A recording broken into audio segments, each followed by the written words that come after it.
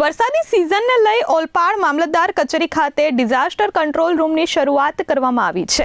આપત્તિજનક પરિસ્થિતિને પહોંચી વળવા માટે કંટ્રોલ નંબરો જાહેર કરવામાં આવ્યા છે। સુરત જિલ્લામાં ભારે વરસાદની આગાહીને પહોંચી વળવા માટે ઓલપાડ કચેરી ખાતે ડિઝાસ્ટર કંટ્રોલ રૂમ શરૂ કરવામાં આવ્યો છે। 24 કલાક કાર્યરત કરતો આ રૂમ લોકોની મદદ માટે અગ્રસર રહેશે।